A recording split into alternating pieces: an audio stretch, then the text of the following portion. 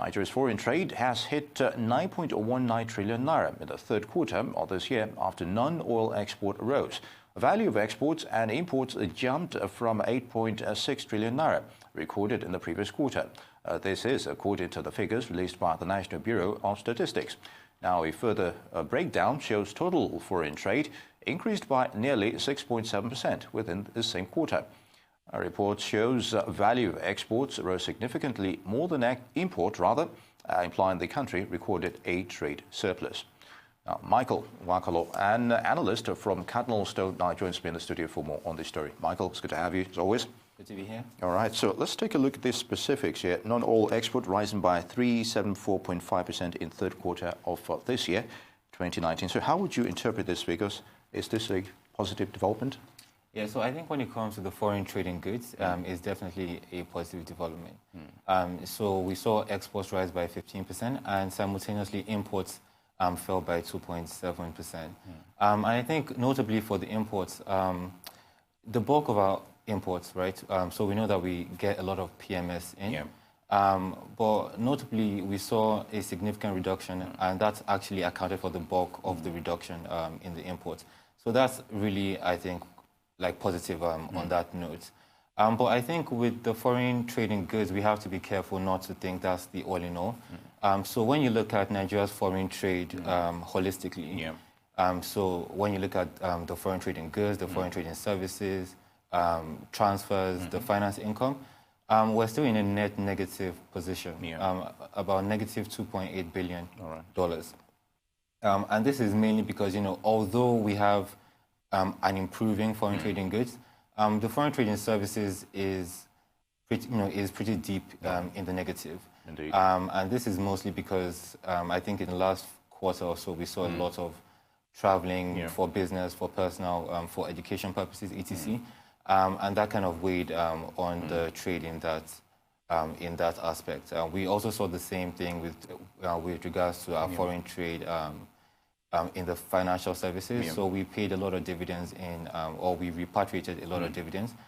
So all that has kind of weighed on our foreign trade figures when you look, in the whole, more holistically. Yeah, very good. Now, still looking at having an insight on that survey, as it were. Now, the value of manufactured goods export increased, while agricultural exports dipped in the period under review. So how would you interpret that development? As you've mentioned, balance of payments have always tend to favor those who are importing into the country as against export. So what do you make of that scenario?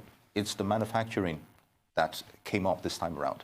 Yeah, so I think that's a welcome development, right? So crude is still our major export. 70% of our exports is still crude. But it was good to see that the manufacturing actually increased quite significantly, about 3 times in the most recent report that just came out. But interestingly, when we take a close look at the report, it's mostly re-exports and not actually exports of goods made in Nigeria, right? So it's re-exports, and those re-exports mainly went to Ghana, which is quite interesting. So at this point in time, I'm not completely sure if it has something to do with the border closures, if these re-exports normally go through the roads, but now they're being redirected to the proper channels, or if it's just, like a one-off event. So we're going to kind of wait and, try to follow that story as it progresses, but it's quite interesting. Ghana was our biggest export trading partner. True. And normally it's, our biggest export partners are normally countries that we export crude to. So India, the European countries, the US, etc. So it's quite interesting that for the first time it's Ghana, and our biggest exports was manufactured goods. Very good. So trade in Nigeria is non-oil exports. How can we sustain positive momentum there? Yes, it's just third quarter we're noticing all of this. So, but how do we make it more, frequent? More frequent. That's a good question. I think definitely we need to ramp up on more local capacity. And on more local production. True. And to some extent, we've seen some gains in that area with regards to the ease of doing business. Once the power situation keeps improving, I think we're going to see more improvements in that sector. And with the border closures, I think farmers and producers in general are seeing more incentive to produce because the margins are a bit better when they have less competition from small goods.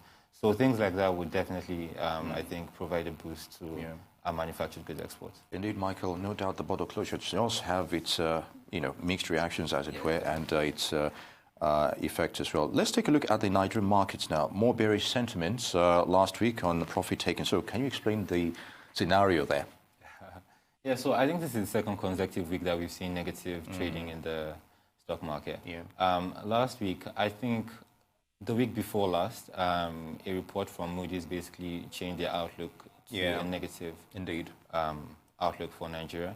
And I think on the back of that, I'm not sure how connected they are, but on the back of that, we saw some foreign sell-offs on some big names especially. And at the start of last week, if you look at the names that fell, you'd see Nestle, Nestle, Guarantee, Danksem, the big names. So it's likely that some foreign sell-offs kind of happened at the start of the week, but towards the end of the week, I think we saw some foreign slowdown and some local bargain hunting kind of take over, but that was not enough to overturn the performance of the stock market last week. So we closed down about 1.19%. Indeed, Michael. So we also hear investors, the likelihood of them selling for cash to meet end-of-year commitments, as it were. So how does that impact the fortunes of the markets based on the current scenario that we're in terms of being bearish? Oh, okay, so that's a good one, right? So they are selling to have cash for end-of-year commitments. That's definitely a negative one for the market, especially when you look at what's happening globally. The US-China just signed a new trade deal, or the phase 1, and they're still ironing out those kinks. That is a positive for the more risky assets in the US and in developed markets in general. So it's, so it wouldn't be out of the ordinary to see them begin to relocate funds to those places. But then again, the end of year tends to be pretty good for the local markets, local portfolio managers rebalancing their portfolios, etc. So we might see some mixed reaction with regards to that. Indeed. And which sectors do you think performed optimally, despite the fact that we still have weak sentiments, as it were? So in the last 2 weeks, the consumer goods sector has performed pretty well. Last week, I think the top 2 gainers were Dangote Sugar and Presco. Now, these 2 companies have been impacted favorably by the border closures. Indeed.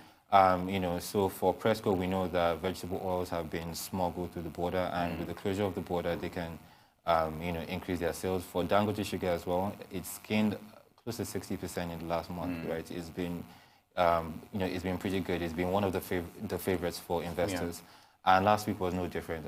So the consumer goods sector has had a good run. In this downturn.